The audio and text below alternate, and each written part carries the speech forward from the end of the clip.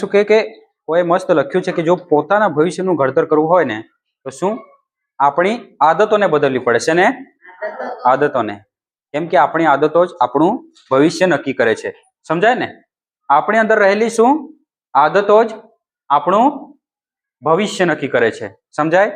તમે જેવી આદતો રાખો છો તેવું તમારું કામ થતું જશે ને એવો તમારા પોતાના કોઈ પણ અભ્યાસ પર અસર થતો જશે.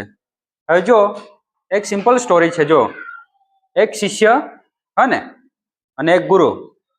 એક વખતે ગુરુએ શિષ્યને કીધું કે ચાલો આપણે જઈએ. એટલે શું એ લોકો નીકળી પડ્યા હને જતા જતા જતા જતા આગળ જંગલમાં ગયા. એટલે શિષ્ય વિચાર કરે કે યાર આ બાજુ શું કરવા લઈ જાય છે એમ. હને પછી અડધે ગયો એટલે શું થયું? એક નાનું છોડ હતું. શું? નાનું છોડ હતું. હવે ગુરુએ કીધું શિષ્યને કે આને શું કરી ઉખેડી બતાવ. શું?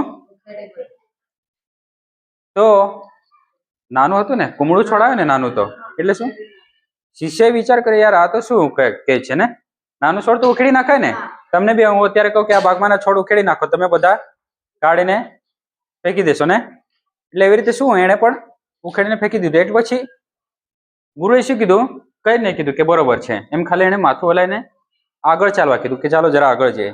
પછી થોડે આગળ ગયા ને હને થોડે આગળ ગયા એટલે શું થયું? ત્યાં એનાથી જરા મોટું છોડ હને એનાથી જરા મોટું છોડ બતાવે એટલું કે આને ઉખેડી બતાવો. એટલે વિચાર કરે કે થોડું જોર તો લાગશે પણ આને બી ઉખેડી નાખીશ એમ. એટલે પછી એને શું કર્યું? એને બી ઉખેડી નાખ્યો. એટલે પછી ખાલી હજુ ગુરુએ કઈ નહીં, ખાલી થોડું એને હસી બતાવીને પછી કીધું કે કઈ નહીં ચલો આગળ જઈએ. કઈ કીધું નહીં. એટલે પછી શિષ્ય વિચારમાં પડ્યો કે યાર ગુરુ મને શીખવાડવા શું માંગે છે કઈ ખબર નહીં પડે એને એમ. એટલે પછી હજુ થોડા આગળ ગયા ને પછી 7-8 મીટરનું જેટલું આટલું જરા ઝાડ જેવું હશે છોડ, કીધું કે આને ઉખેડી બતાવો એમ. એટલે પછી શું થયું કે એને ખૂબ મહેનત કરી હા ને, થોડો પરસેવો નીકળ્યો, હાથ પગ ચલાવવા પડ્યા, પણ ઘણી મહેનત પછી એને પણ એને ઉખેડી બતાવ્યું. મોટો હતું ને છોડ હા ને એને પણ ઉખેડી બતાવ્યું. પછી પાછું એને શિષ્યએ ગુરુ તરફ જોયું. પછી શું કર્યું?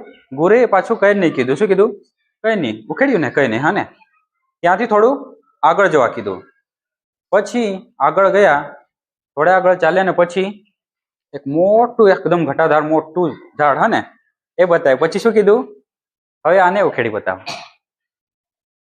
મનમાં શું વિચાર આવે તમારે? ગુરુ ગાંડા થઈ ગયા છે કે શું ને? તો આટલો મોટો ઝાડ તો કઈ ઉખેડાતો હશે કોઈને કહેવાય? હે કહેવાય નહીં કહેવાય ને એમ બી તો. હવે જો નાનું નાનું છોડ હતા પછી એનાથી જરા મોટું એને બતાવ્યું, એને ઉખેડતો આવ્યો ને. હવે આટલું મોટો આપણે અહીંયા આંગણમાં છે ઘટાદાર મોટો વૃક્ષ, એવી રીતે એના પાયા ખૂબ જ અંદર મજબૂત ને પહેલાથી જ મજબૂત હોય ને, કેમ કે એના મૂળિયા ક્યાંક જમીનમાં અંદર સુધી ગયા હોય. એટલે શું પછી શિષ્યએ શું કીધું કે આને તો આપણને ઉખેડી શકાય એવું નહીં મળે ને. પહેલાથી જ સમજી ગયો ને કે ઉખેડાતે. જગદીશ એ સમય બી વિચારતે કે ચાલ ને ઉખેડી નાખો ને. આમ તેમથી થોડું શું કે ઉખેડવાનો એનો ના બરાબર જ હતું. કેટલી બી મહેનત કરતે પણ એક માણસથી કઈ ઉખેડાતું હોય નહીં ને થાય. એટલે પછી એના પરથી શિષ્યને થોડી લાઈટ થઈ કે નહીં, ગુરુ મને કંઈક તો શીખવાડવા માંગે છે હા ને. શું? ગુરુ મને કંઈક તો શીખવાડવા માંગે છે. એટલે પછી ગુરુએ કીધું કે આપણી અંદર રહેલી આદતો પણ એવી જ છે હા ને. નાની નાની આદતો હોય ને, સમજાય? કોઈને ઝઘડો કરવાની આદત હોય, કોઈને ગુસ્સો કરવાની આદત હોય, કોઈને ઊંઘવાની આદત હોય, તો કોઈને કઈ બી કામ કરવાની આળસ હોય. એ આપણી નાની નાની આદતો છે ને. જો એ શું કીધું કે આદતો જ્યારે નાની હોય ત્યારે આપણે એને ઇઝીલી આપણા જીવનમાંથી હટાવી શકીએ કે નહીં. જેવી રીતે પેલા શિષ્યએ નાના નાના છોડ હતા, ગુરુએ બતાવ્યું ત્યાં સુધી એને એનાથી થાય એટલું તેને કરી દીધું ને.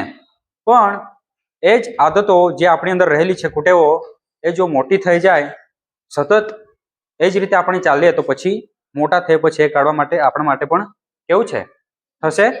બહુ મુશ્કેલ છે ને હા ને. કોઈ બી બાળક હોય કે કઈ બી તમે વિચારો, એ નાના હોય ત્યારથી એની અંદર જે નાની આદતો હોય કે મોટી આદતો જે હોય તે ધીરે ધીરે એ વધતી જાય. પછી એને એમાંથી કાઢવું શું થાય? મુશ્કેલી થાય ને. હવે જો એ ગુરુએ એના શિષ્ય માટે શીખવવા કીધું, પણ એ તમારા માટે પણ છે કે નહીં? આપણા જીવનના માટે પણ એ છે. આપણે પણ એવું છે ને, અમુક કોઈક નાનો મોટો ઝઘડો કરવાનો હોય કોઈની સાથે, હોય કે નહીં? કોઈ ઝઘડો કરતો હોય, કોઈને ગુસ્સો કરવાનો, પછી કોઈ લડાઈ કરતી હોય, પછી આળસ. આ આપણી શું છે? આ એ બધી નાની નાની આદતો છે. પણ એ જ આદતો સાથે તમે આગળ જશો તો પછી લાંબા સમય જતા એ આદતો તમારા ભવિષ્યને શું થશે? નડતરરૂપ થશે કે નહીં? થશે ને? થશે કે નહીં થશે? એટલે શું કીધું છે ગુરુએ શરૂઆતમાં? શું કીધું હતું? જો તમારે ભવિષ્યનું શું કરવું હોય, ઘડતર કરવું હોય તો શું કરવું પડશે?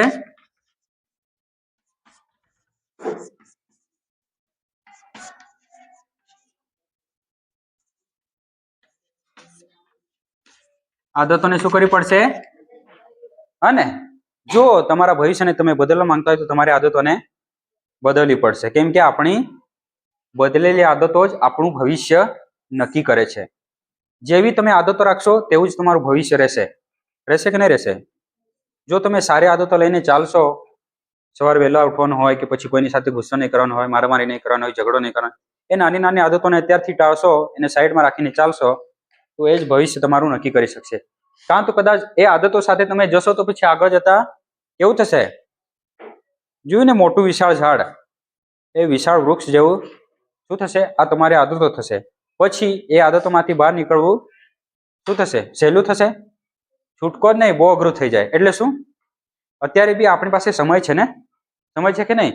મેં તમને પહેલે એક બીજી વાત કીધી તેવી રીતે કે આપણી પાસે સમય છે, અને સમયની સાથે આપણી પાસે શું છે? એ વિના મૂલ્યે આપણને મળેલી ભેટ છે, સમય. અને શું કીધું? એ પૈસા કરતા પણ ખૂબ જ કિંમતી છે. અને સમયને કોઈ ક્યારે ખરીદી શકતું નથી, ભલે કરોડપતિ હોય. સમજાય ને?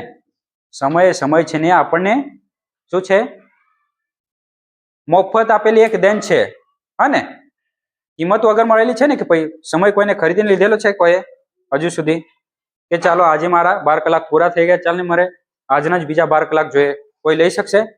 એ સમય નીકળી ગયો. એ 12 કલાક લેવા હોય તો બીજા દિવસે જવું પડે ને? સાચી વાત ને? એટલે શું કે સમય ને ધીરજ, એ સમય સાથે ચાલશો ને. કીધું કે પેલા એક જણે કીધું તે બીજી વાત છે. એવી રીતે શું આ સમયની સાથે સાથે આપણી આદતોને બદલતી જવી પડે ને? નાના છોડ હોય એને આપણે ઉખેડતા વાર નહીં લાગે, એને ઉખડીએ સરળતાથી ઉખડી જાય. એવી રીતે આપણી અંદર રહેલી શું કે આવી નાની કુટેવો કે પછી આવી આદતો હોય એને આપણે અત્યારથી શું કરવાનું છે? શું કરવાનું છે? કાઢી નાખવું પડે ને, કે એની સાથે ચાલવું. શું કીધું છે?